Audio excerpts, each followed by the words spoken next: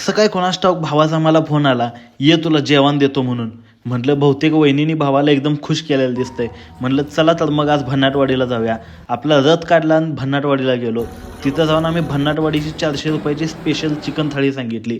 ताटाला तांबडा रस्सा, पांढरा रस्सा, अळणी रस्सा, solkadhi, green chicken, chicken fry, अंडा वाटी, खिमा, कांदा लिंबू, तंदूर लेग पीस, वर्ण चपाती, रोटी, भाकरी आणि मस्तपैकी गरमागरम इंद्रायणी तांदळाचा भात. असा चिकन लेग पीस तोडला आणि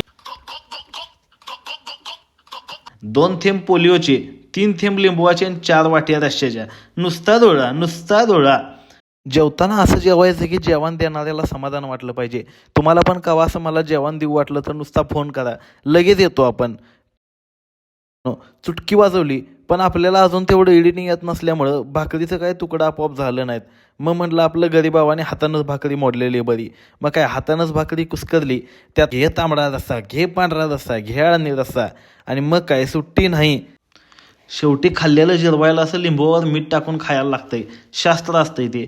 नाहीतर दुसऱ्या दिवशी काय खरं नाही, गाडी मग पची पुळूंच्या वाट्यानं जाते. सगळ्या वाट्या कोल्हापूरच्या सोलापूर करून झाल्यावर पान खायला गेलो. भावानं हॅशटॅग पानवाला म्हणत त्याचं स्पेशल मक्खनवाला पान खायला दिलं. पान एकदम चांगलं होतं, पण हे पांढरं बघून दुसरंच काहीतरी आठवायला लागलेलं. पान खाल्लं आणि मग आपला रथ काढला आणि भावाला घरला सोडायला गेलो.